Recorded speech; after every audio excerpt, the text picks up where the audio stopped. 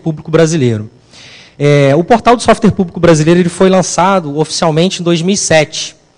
E desde aquele momento, a gente não conseguiu investir recursos para alterar tanto a parte da tecnologia, quanto de fazer uma avaliação em torno do ecossistema que gira na produção de software, junto com as empresas, junto com o governo.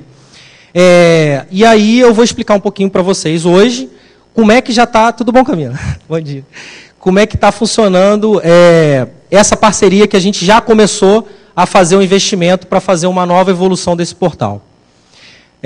Pode passar.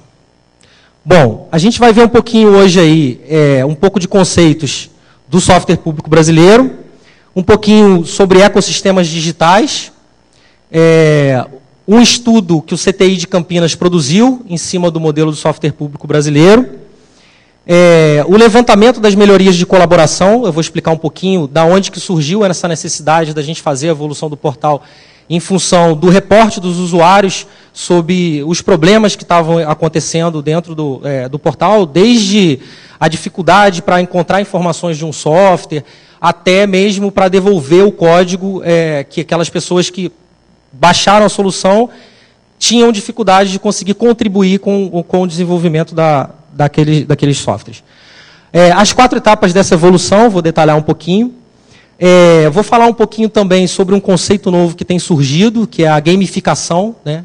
Vem do conceito de gamification, né? Da palavra americana. E a gente também vai estar inserindo esse conceito dentro do portal do software público brasileiro, a partir desse trabalho que a gente está desenvolvendo de evolução. Um pouquinho de dados abertos também, e depois já comentar para vocês o que é a plataforma de ativos de software, que no final da evolução do portal do software público brasileiro, a gente tem uma previsão de ampliar o conceito, tanto do software público, para permitir que a gente tenha outras licenças de software. Atualmente, o portal do software público brasileiro ele só permite que tenha disponibilização com softwares na licença GPL na versão 2, em português. E isso a gente tem notado que chega a ser um problema, porque a gente não permite com que outros tipos de licenças livres também possam ser inseridas dentro do repositório e compartilhadas tanto para o governo quanto para a sociedade. Pode ir. Bom, aí a gente começa, né, com as diretrizes do governo eletrônico brasileiro, e dentro dessas diretrizes a gente percebe que está bem explícito lá que o software livre ele é um recurso estratégico para a implementação do governo eletrônico, né? E por quê, né? As tecnologias abertas e livres, elas proporcionam mais segurança do ponto de vista do Estado e um ambiente de fornecimento mais competitivo, porque você permite com que não tenha um fornecedor atrelado a uma propriedade de um software. Pode passar. Aí um pouquinho do que é o ecossistema atual do portal do software público brasileiro, desde que a gente fez esse lançamento em 2007, ainda não sofreu nenhuma modificação. Ele contempla tanto a parte de governo, quanto a parte de mercado. Ele tem um ambiente relacionado às empresas também, que prestam serviços em cima das soluções do software. Tem uma parte de academia, que depois eu vou falar também um pouquinho os projetos que a gente tem desenvolvido em parceria com algumas universidades. Tem a parte das comunidades e a parte dos próprios usuários dentro de todos esse ecossistema do software público que gira. Pode passar. Bom, ecossistemas digitais, né? Ecossistemas digitais, eles são considerados também, fazendo uma analogia, com sistemas vivos, sistemas orgânicos e sistemas que são autorregulados e autopoéticos. O conceito de autopoiesis, ele veio do Maturana, lá, um pouco mais lá atrás, que ele relacionava, né, que todo o ecossistema, mesmo presente na natureza, ele se autorregula e ele tem uma autogestão. E a troca do fluxo daquelas informações que giram na própria natureza é que fazem a modificação do seu ambiente, do seu habitat. Recentemente, o Steve Johnson também, ele tem um livro dele que ele coloca, né, De Onde Vêm as Boas Ideias, que ele relaciona, inclusive, com a teoria de Darwin. Né? Darwin, quando estava na Ilha dos Cocos, próximo da Sumatra, ele observou que os corais, eles tinham micro-organismos que, juntos, eles conseguiriam ser mais fortes e poder absorver os impactos da própria natureza para se fortalecer entre eles e continuar tendo uma evolução dentro daqueles organismos, né? Então, fazendo um paralelo, a gente também sabe que os ecossistemas digitais, né, onde a gente se relaciona no mundo virtual, eles também têm uma propensão de que o fluxo de informações ele pode trazer resultados que modificam, alteram e fazem a sua própria evolução, né? Então, esse é um conceito que se relaciona com o conceito da própria natureza também. Pode ir. E aí, para ter um entendimento um pouco mais claro sobre o que é o modelo do software público brasileiro, a gente fez uma parceria com o CTI de Campinas, que produziu esse estudo aí, que chama-se Software Público Brasileiro.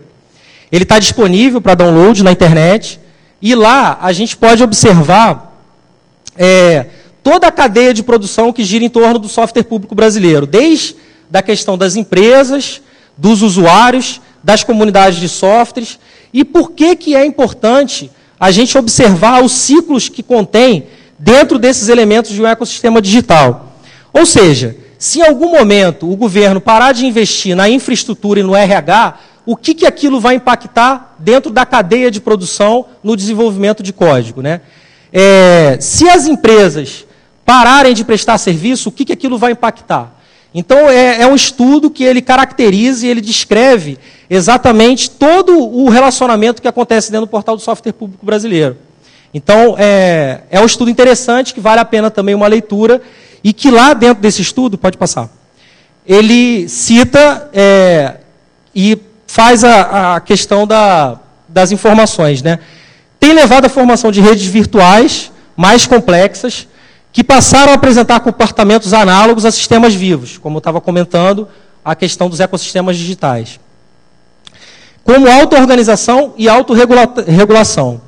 Essas redes elas foram denominadas ecossistemas digitais e sinalizam novas vertentes de interação entre as pessoas e também com o governo. O SPB é um dos casos de ecossistema digital. Por quê? Porque ele está apoiado em uma rede virtual de colaboração voluntária e, junto com os interesses do mercado do Estado, alinhada com o conceito de software como um bem público, o SPB tornou-se um sistema complexo e não linear, né? Pode passar. Aí, ainda, dentro desse estudo, ele caracteriza os relacionamentos que ocorrem dentro de todo o ecossistema. Como eu estava falando um pouquinho anteriormente, se em algum momento o enlace reforçador ele não tiver um investimento ou dos próprios usuários, ou do próprio governo, ou das comunidades de software, aquilo pode vir a gerar um enlace que ele enfraquece o relacionamento dentro do portal. Então, em cima também desse estudo, é que permitiu com que a gente passasse a concluir, a desenvolver 4 etapas para fazer uma reformulação do portal, que eu vou começar a comentar um pouquinho mais agora adiante. Pode passar. Aí a gente começou disponibilizando um software no próprio portal do software público, para que toda a sociedade pudesse apresentar para a gente, o governo, o que não estava funcionando dentro do portal na sua visão. Ou seja, a gente também tem que verificar que o governo, muitas vezes, ele pensa o que é melhor para o seu público, no caso, a sociedade. Mas se a gente passar a perguntar para a sociedade o que ela acha, ao invés do governo fornecer essas ferramentas, isso ajuda a entender e facilitar com que o modelo possa evoluir de uma maneira mais rápida. Então, dentro dessa coleta de informações, a gente teve basicamente 200 contribuições que entraram na discussão para serem inseridas dentro da evolução do portal.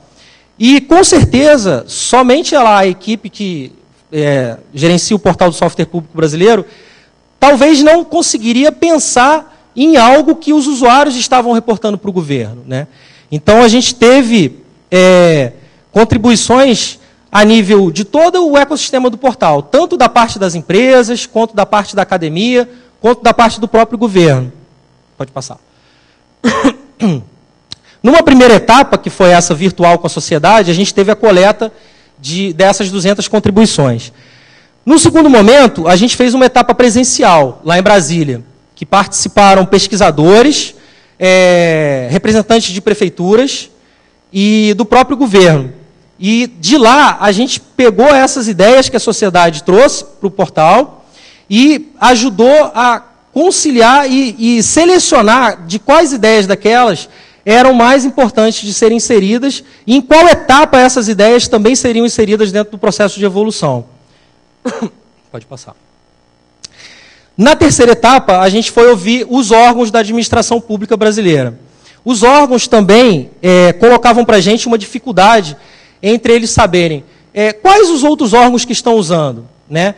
Como é que eu posso efetivamente ter um software com que aquela evolução do software para o governo possa ser feita colaborativamente entre os entes públicos de uma maneira mais facilitada. Ou seja, estava faltando um pouquinho de organização. E para essa organização, a gente tem feito um trabalho juntando grupos de trabalho dentro dos órgãos, identificando quem são os representantes que têm interesse em usar aquelas soluções e fazendo um roadmap específico para os órgãos públicos. Ou seja, os órgãos colocam quais são os seus interesses que têm na evolução da ferramenta e, junto com todos os outros órgãos, eles contratam a evolução daquele software para poder adaptar, implantar dentro dos seus órgãos, nos processos administrativos. Pode passar. E aí, finalmente, a gente parte para a quarta etapa, né? A quarta etapa do portal é a etapa, efetivamente, do desenvolvimento, da implementação de todos esses fatores que a gente observou nas 3 primeiras etapas. E esse trabalho está sendo feito junto com a Universidade de Brasília, a UNB.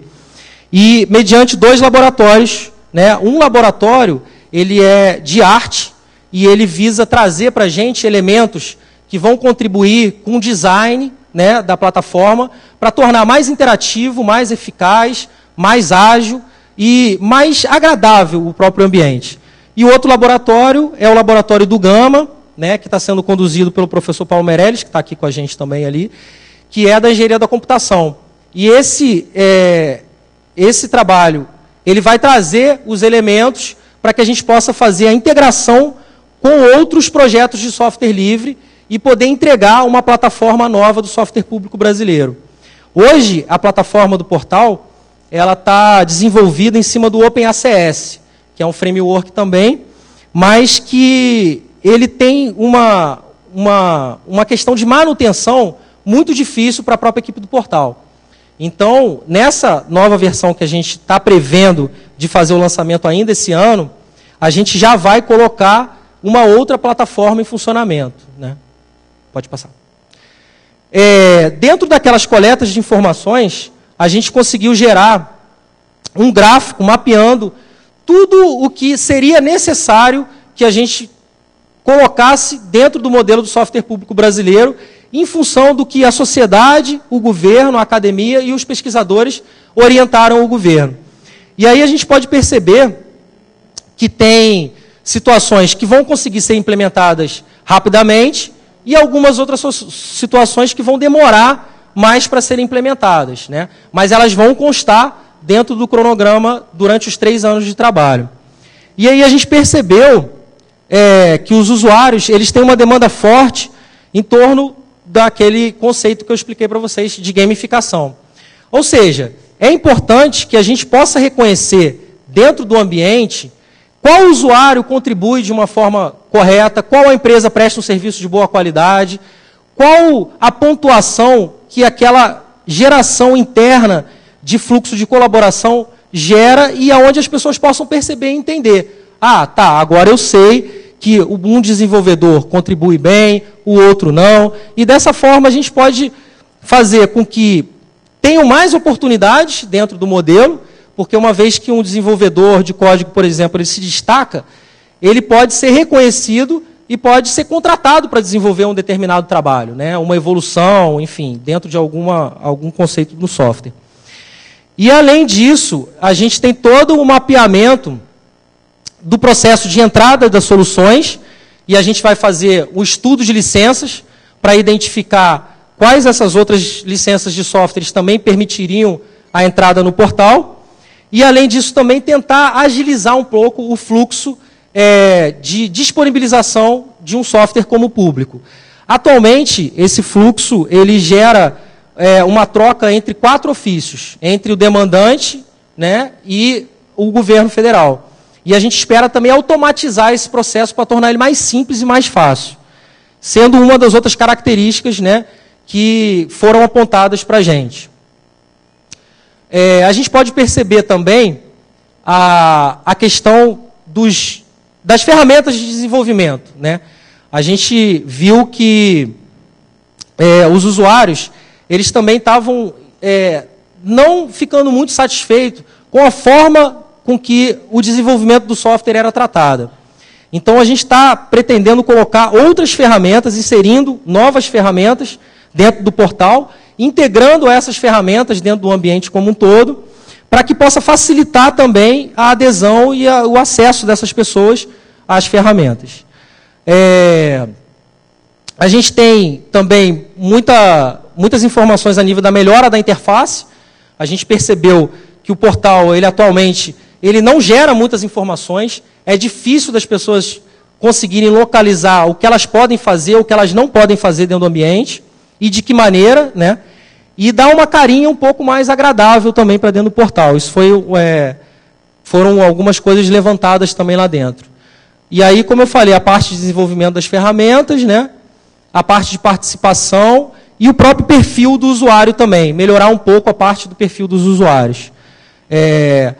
Foi tratada também e levantada a questão da gente tentar trabalhar dentro do ecossistema para facilitar com que novas incubadoras surjam, presentes dentro da academia, né? Os alunos da academia pudessem estar trabalhando também de uma forma com que pudessem ter incubadoras. E a questão da gente ter a disponibilização na nuvem de uma demo dos softwares, para a pessoa poder, antes de baixar o código e saber se realmente aquele software é adequado ou não para o seu uso, para que o usuário ele possa navegar e ter uma demonstração do sistema. Então, isso também vai estar sendo implementado a questão que a gente chama de vitrine do software público brasileiro. Ou seja, o usuário vai ter condições de olhar, analisar o software primeiro, ver quem usa, ter acesso a estatísticas de que a comunidade está ativa, está em funcionamento, não está em funcionamento, como é que é o nível dessa colaboração, para facilitar com que, uma vez que ele baixa a solução, ele já tenha toda uma informação, um histórico, antes, né, como experiência, para evitar que ele baixe a solução, tenha o trabalho de instalar e não atenda as necessidades dele. E que a comunidade não esteja ativa, enfim. Essa série de questionamentos também foram abordados. Foram levantados também as questões sobre financiamento público das despesas, com o registro, né, dessas soluções. E também a questão da gente começar a permitir com que tenham alguns tipos de forks na comunidade. Dependendo de alguma situação, pode ser que seja importante a gente ter uma adaptação daquele software para um nicho de outro mercado, né? Ou seja, o Tribunal de Contas, por exemplo, de Rondônia, ele usa um software, que é o S-Dade. Mas tem especificidades que ele precisa ser usado só para o Tribunal de Contas. Então, a ideia da gente também é permitir com que a gente consiga facilitar e fazer um forkzinho de alguns softwares mediante a necessidade de utilização daquele software, né? Bom, se alguém quiser fazer alguma pergunta também no meio da apresentação, pode levantar o dedo também, que a gente dá uma paradinha, tá? Porque às vezes o assunto lá para o final a gente esquece. Pontuar e ranquear a questão dos governos, né? Das comunidades de software também.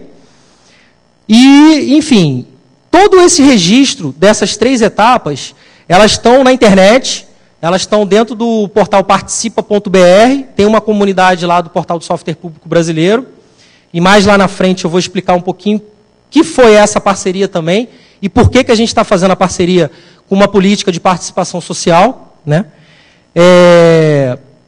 E aí eu vou passar, pode passar para o próximo slide. Agora para o conceito um pouco, né, da gamificação, né, e qual que é o motivo e a necessidade que a gente espera colocar ali. A necessidade principal que os usuários mostraram para a gente é com relação ao ranking, né, dos usuários, dos softwares, das comunidades, das empresas, da academia, montando um sistema de recompensas, né? O que realmente faz uma pessoa se sentir estimulada por produzir algo colaborativamente? Isso vem do conceito dos jogos, né? A gente está querendo aproveitar esse conceito dos jogos para poder permitir e estimular o usuário na produção colaborativa de conhecimento dentro do ecossistema do Portal do Software Público Brasileiro. Isso passa por questões de reputação, credibilidade, visibilidade, que são novos conceitos que a gente também não trabalhava anteriormente, a gente está querendo trazer para o portal, né? E esses conceitos, eles são importantes, né, atualmente, na era da informação, e eles também ajudam efetivamente a dar uma concorrência, digamos assim, né, um estímulo de concorrência boa, né, que é na concorrência de produção, visando fazer com que as pessoas contribuam mais por uma causa e elas tenham uma recompensa naquela contribuição, né? Então, isso aí está entrando no roadmap também. Não vai ser colocado esses conceitos nos primeiros releases que serão lançados do portal, mas ele, durante a etapa, até o final dos 3 anos, a gente vai estar inserindo esse conceito de gamificação dentro do Portal do Software Público Brasileiro também. Pode passar. Aí eu vou falar um pouquinho sobre a questão dos dados abertos também, porque isso vai se relacionar no final do projeto de evolução do Portal do Software Público Brasileiro. A gente vai ter uma relação muito forte com a parte de dados abertos, e a gente sabe, né, que pelo conceito de dados abertos, eles são dados abertos quando qualquer pessoa pode livremente usá-los, reutilizá-los e redistribuí-los. Só que quando a gente tem a liberação de um dado, a gente também cria aplicações para visualizar esses dados. E a criação da aplicação de visualização desses dados, ela também tem que ter um ambiente que sustente a evolução desses aplicativos, né? Atualmente, a gente ainda não tinha pensado em como o governo pode ajudar e manter esses aplicativos que são criados, né?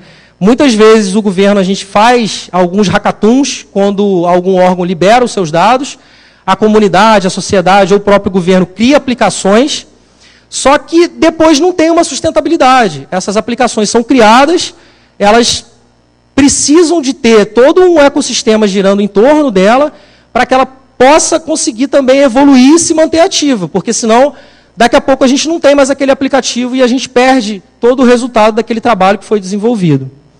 Pode passar. E os dados abertos, eles significam transparência, né? Eles obedecem ao princípio da publicidade, eles fomentam a participação social e eles alinham-se com os movimentos da rua, né? Quanto mais a sociedade pede transparência, mais o dado pode ajudar com que essas informações sejam mais claras para a sociedade, né?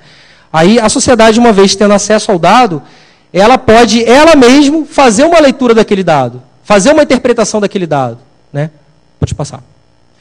A gente tem já, atualmente, várias aplicações de várias áreas que estão sendo criadas, né? Desde a parte de educação até mesmo a parte de turismo. E a gente tem uma restrição somente com relação aos dados pessoais e de investigações policiais. O resto não tem exceção para liberação de dados. Pode passar. Um exemplo disso tem essa aplicação que foi desenvolvida, Para Onde Foi o Meu Dinheiro, né? E essa aplicação, ela permite que o cidadão possa acompanhar o investimento que está sendo feito em alguma área. E essas aplicações, elas só puderam ser desenvolvidas uma vez que o dado foi aberto. Então, quanto mais você abre os dados, mais você permite com que as aplicações sejam desenvolvidas e visualizadas por todas as pessoas. Pode passar. A gente tem essa outra aí também, que o Ministério da Justiça liberou os dados das ocorrências policiais nas estradas brasileiras. Então, a gente pode perceber até o nível de detalhe que as pessoas que desenvolveram o aplicativo, elas conseguiram traduzir, porque a gente, inclusive, tem a marca do veículo de carro que sofreu mais acidentes em um determinado ponto da estrada do país. E será que talvez o governo sozinho conseguiria entender qual eram as informações que a sociedade quer? Talvez não, né? Então, essa é uma política que ela beneficia tanto o governo, porque o governo passa a ter mais informações abertas e deixar as suas questões mais transparentes, e também para a sociedade que pode trabalhar e manipular e se aproveitar de aplicativos que são disponíveis na internet para visualizar algumas informações da sua área de interesse, né? Como no caso, essa da Polícia Rodoviária Federal aqui. Pode passar.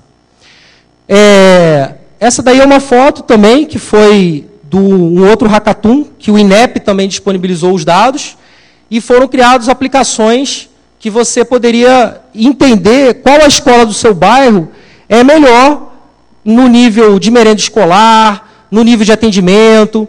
Então, todas essas informações que estavam guardadas e armazenadas só para o governo, elas passaram a ser visualizadas de uma outra maneira. E isso ajuda as pessoas a entender qual a informação que ela necessita naquele determinado momento. Pode ir. Aí dentro disso tudo, o que a gente teve como lições aprendidas, né? Principalmente agora falando também dessa evolução do portal do software público brasileiro. A gente sabe que atender às necessidades do cidadão e da sociedade são prioridades, né? A gente sabe que a colaboração intra-governo é importante em todos os aspectos. Não adianta o governo não trabalhar em conjunto, né, com as suas diversas áreas e fazer ações isoladas. Quanto mais as ações isoladas são produzidas, mais o governo gasta dinheiro, talvez, para desenvolver uma mesma coisa. A participação social, ela é fundamental e é essencial, cada vez mais. Os dados abertos como uma estratégia de interoperabilidade e inovação. E o software livre, que é um conhecimento aberto e um conhecimento seguro. Recentemente, a gente teve, relacionado ao aspecto de segurança, né, com as denúncias do Snowden, o governo brasileiro ele fez o decreto 8135, que visa tentar regulamentar como é que funcionam as questões de transferência de informação do governo, armazenagem de dados e utilização de softwares estratégicos para dentro do governo. Esse decreto ele gerou uma portaria que vai ser discutida entre grupos de trabalho, né, que vão entender qual seria uma metodologia para que o governo possa ter conhecimento, né, auditar aqueles softwares que o governo utiliza. E os softwares livres, os softwares públicos, eles já são auditáveis. Então, eles já são considerados, eles já permitem com que cada pessoa possa analisar e entender o seu código e saber que ali dentro não tem um malware sendo produzido. Então, essa questão ela está sendo muito levantada também, ultimamente, pelo governo, e a gente espera que isso tenha um avanço significativo na implementação de softwares livres, né? Porque, uma vez que o governo está regulamentando essa área, a gente espera que possa florescer cada vez mais softwares livres dentro do próprio governo, para o governo poder utilizar, que são softwares mais seguros. Pode ir. Aí falar um pouquinho do que seria essa evolução do software público brasileiro. É uma pesquisa e desenvolvimento para uma nova geração integrada de plataformas abertas e colaborativas para a criação de softwares. Essa é a intenção que a gente está querendo nessa evolução. Pode ir. A gente tem o ciclo de desenvolvimento que está sendo preparado junto com a UNB. Isso é uma previsão, tá, inicial, mas a gente espera que a gente tenha, no decorrer dessa evolução, alguns releases que vão sendo lançados e a gente vai fazendo uma evolução gradativa da implementação de novas funcionalidades dentro do portal. A gente não espera, com o primeiro release que vai ser lançado ainda esse ano, que ele já contenha todas as funcionalidades que a gente necessita para dentro do portal, que foram mapeadas em todas as etapas de colaboração. Mas a gente espera que durante os 3 anos a gente possa vir a atender a todas as necessidades que foram informadas para a gente. E isso vai ser conduzido de uma maneira por etapas. né? Inicialmente, o primeiro release que a gente vai estar colocando, a gente espera ter 20% de funcionalidade, mais 80% de impacto já para dentro do portal. Pode ir.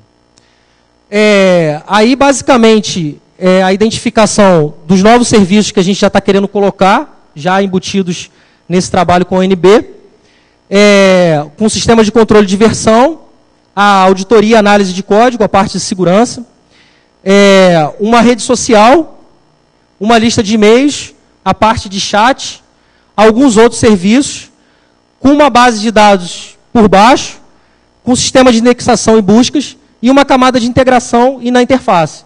A ideia da gente é aproveitar o que já está desenvolvido de software livre e a gente não ter que desenvolver de novo.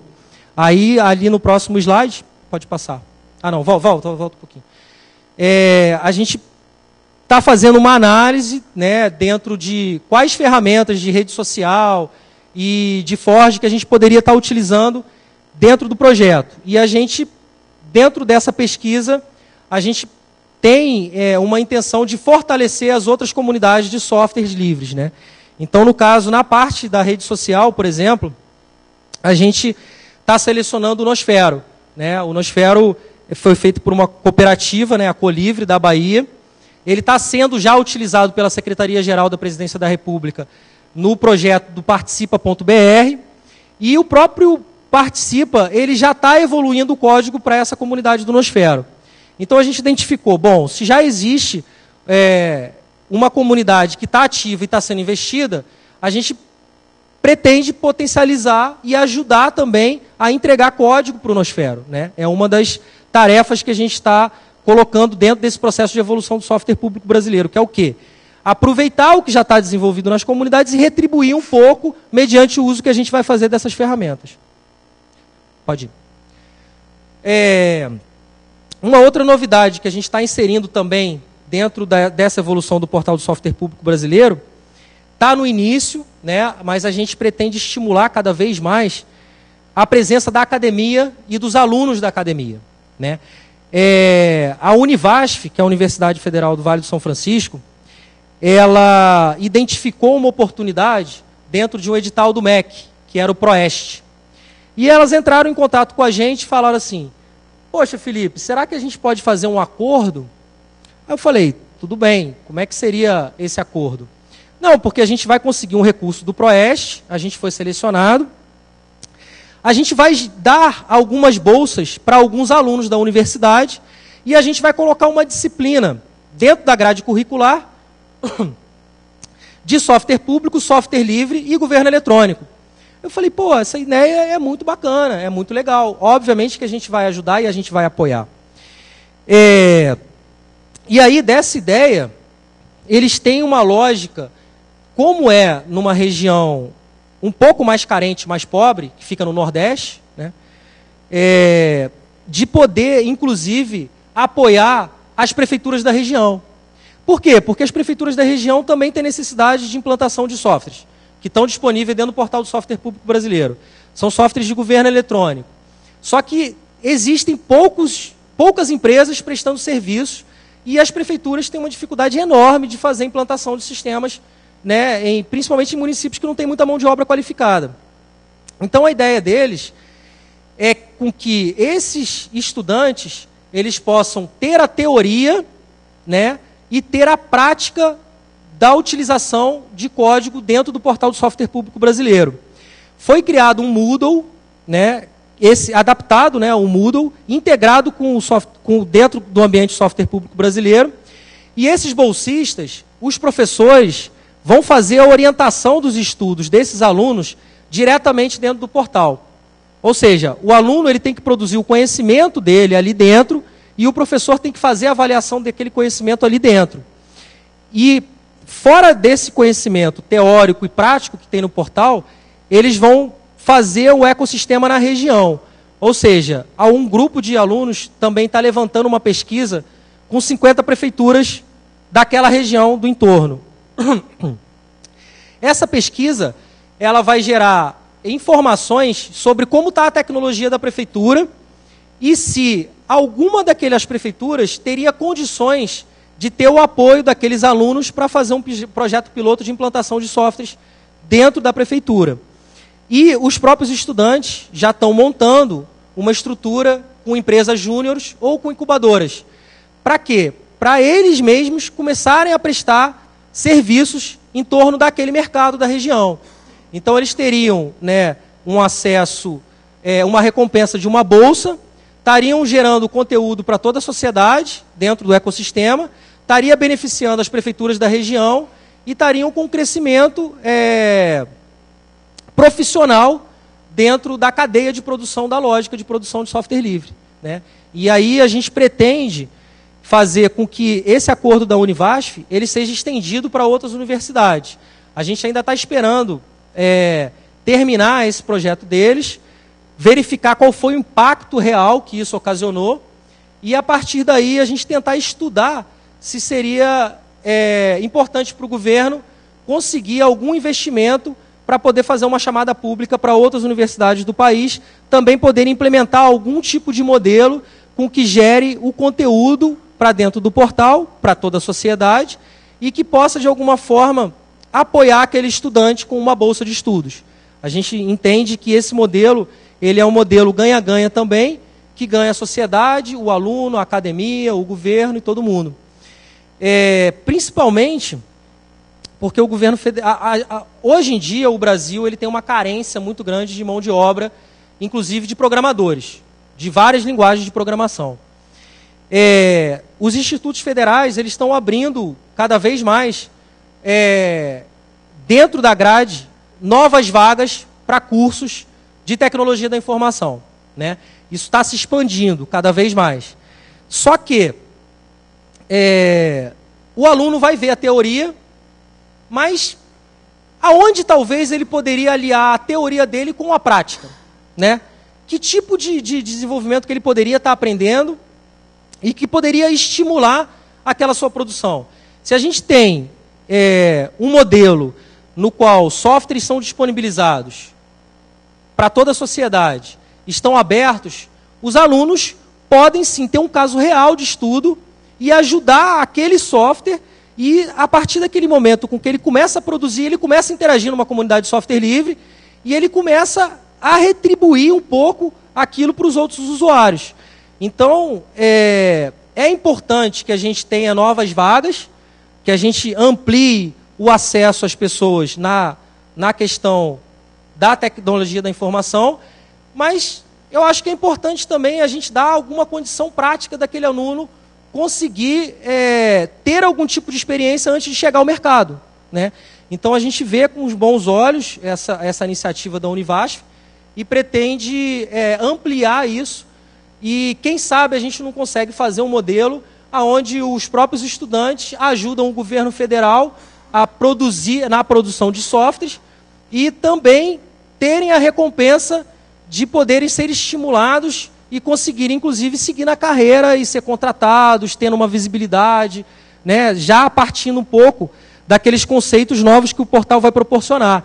Então, se esses próprios alunos começarem a ter uma visibilidade através do conceito da gamificação, ele pode ser mais reconhecido nacionalmente, não só na região onde ele está vivendo, e a partir desse momento, ele pode conduzir de uma forma melhor a sua profissão no decorrer da vida, né? Pode passar. A gente tem uma parceria também, que eu já tinha falado, com a Secretaria-Geral da Presidência da República, em cima do participa.br. E por que também que a gente fez essa parceria? O Portal do Software Público Brasileiro, ele é um ambiente que ele visa o desenvolvimento colaborativos de ativos de software. Ok. A participação social é importante, mas se o governo federal já tem um ente que desenvolve essa política pública, não precisa de eu colocar essa política pública dentro do Portal do Software Público Brasileiro. Eu posso integrar isso com a parte de participação social. Então, a ideia da gente é colocar tudo aquilo que a gente quer fazer de consulta para a sociedade dentro do portal do participa.br. Assim como toda a produção que a gente desenvolver no acordo com a ONB, a nível de documentação, arquitetura de software, a integração das ferramentas, as especificidades técnicas, aberto para que toda a sociedade possa acompanhar. Inicialmente, a gente colocou já lá disponível, dentro do participa.br, uma trilha que é para as pessoas ajudarem o governo a trabalhar com o prêmio da Intel, que premia as melhores colaborações do software público brasileiro. Então, a gente disponibilizou aquele edital dentro da comunidade do software público no Participa, e a gente tem as contribuições das pessoas através desse canal de comunicação de participação social. Aí, através daquelas elaborações que vão sendo desenvolvidas lá dentro, a gente retorna para o portal e entrega aquela política. A ideia da gente é fazer essa dupla lá. Pode ir. As integrações iniciais, que vão estar previstas, né, logo agora no início dos trabalhos, a gente já tem selecionado o projeto do Colab, que é um front-end, que foi desenvolvido pelo Interlege. A gente pretende colocar isso como uma camada de integração. A gente tem a rede social do Nosfero, como núcleo base lá dentro. A gente tem o Redmine, para gerenciamento de projetos. E a gente tem o GitLab, como uma ferramenta colaborativa de desenvolvimento. Inicialmente, a gente está prevendo essas ferramentas sendo integradas já para que os usuários do portal possam começar a utilizar essas ferramentas dentro da evolução do portal do software público brasileiro. Pode ir. E por que é preciso avançar, né? Por que a gente acha que é necessário fazer esse investimento e avançar cada vez mais? A gente tem, atualmente, o projeto que a própria presidência está conduzindo do Gabinete Digital, que visa ter uma melhor inserção da sociedade a nível das mídias colaborativas e trabalhar com esse tipo de política. A gente tem o projeto das cidades digitais, que é do Ministério das Comunicações, que, além da infraestrutura que ele pretende levar para os municípios selecionados no seu edital, pretende também levar aplicativos de governo eletrônico, softwares públicos também. A gente tem um crescimento rápido de aplicativos mobile, né? E a gente tem a questão da segurança para estar trabalhando, né? A questão do Correio Nacional, a política de participação social e o novo Portal Brasil também. Então, a gente está tentando alinhar com toda essa demanda que surge atualmente e o governo brasileiro está implementando, para que a gente possa, pode passar o slide, fazer, num outro momento, no final da evolução do portal, fazer com que o governo federal ele possa passar a ter uma gestão mais efetiva dos seus ativos de softwares, independente de ser software público ou não. Né? A gente pretende também que outros softwares livres possam ter uma gestão mais efetiva do governo, que a gente possa ter um catálogo de aplicativos mobile, de aplicativos que são do software público, de aplicativos que são do software livre, e relacionar em qual comunidade esses ativos estão trabalhando, para facilitar a identificação e a informação das pessoas que querem usar essas ferramentas pelo governo. Porque muitas vezes também as pessoas não sabem nem que existe um determinado software. Então, a gente pretende e espera ampliar esse conceito de software público brasileiro e estender isso para outros ativos de software também, que não só os dos modelos de software público brasileiro. E para isso, como produtos lá na frente, a gente espera fazer esse ambiente de versionamento, que poderia sincronizar com outros repositórios, inclusive outros repositórios internacionais. Por exemplo, se alguém desenvolve um aplicativo para dado aberto e coloca lá no GitHub, eu, como governo e a sociedade brasileira, talvez não saiba que existe esse aplicativo que está lá no GitHub. Então, a ideia da gente não é fazer com que aquele aplicativo ele venha para dentro do portal, mas simplesmente que a gente faça uma referência também, sincronize aquele repositório com o aplicativo que está colocado lá, para que a gente também possa estimular e ter uma visualização de todos esses outros softwares que existem também por aí. E aproveitar e fazer uma reanálise também, uma integração mais efetiva com os órgãos do governo federal, visando automatizar alguns tipos de processos. Processos de contratações conjuntas, análise de PDTI dos órgãos e alguns outros demandas. A gente espera trazer e criar essa nova plataforma e oferecer isso como serviço, tanto para o governo quanto também para a sociedade. Pode ir. Basicamente era isso aí que eu queria colocar um pouquinho para vocês, essas novidades que a gente está pretendendo colocar já com início ainda esse ano, né? E eu me coloco à disposição para a gente ter algumas perguntas aí. Já tem uns 5 minutos aqui que ela me deu. A gente tem uns 5 minutinhos aí, não tem? Tá, bom. Vai lá, Tibone primeiro. Eu vou para ali.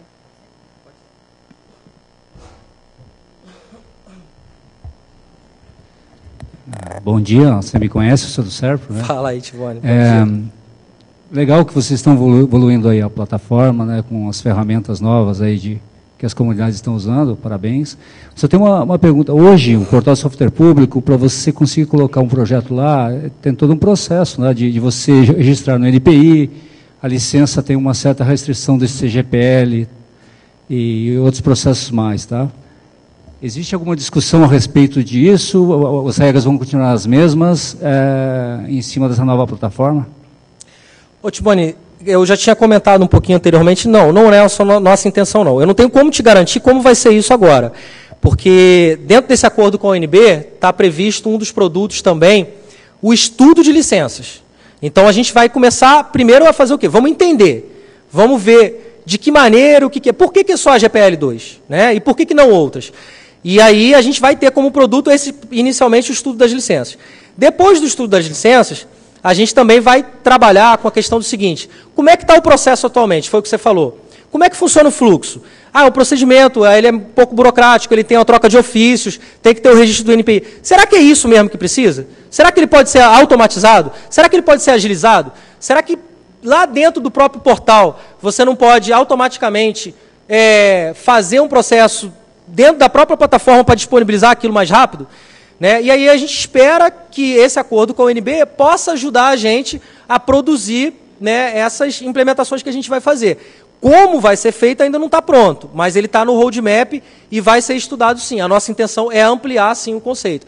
Obviamente que pode ter algumas situações em que algum software seja importante que ele seja software público e algum outro software que não precise ser software público, que ele possa ser só software livre. E que a gente também tenha a gestão desses ativos. É isso que a gente está começando a trabalhar. E por isso que a gente tem essa pesquisa e esse desenvolvimento. Isso é uma das maiores benefícios também que a gente espera entregar. Né? Porque a gente vê que atualmente existem pessoas que nos questionam muito. Né? Poxa, mas vem cá, tem que ser só a GPL2, tem que ser esse procedimento. Então isso talvez restrinja um pouco também e dificulte o crescimento, né, do modelo. Mas isso está previsto também, a gente também vai entregar. Perguntas? Perguntas? Não? Mais ninguém? Beleza? Então valeu, gente. Obrigado.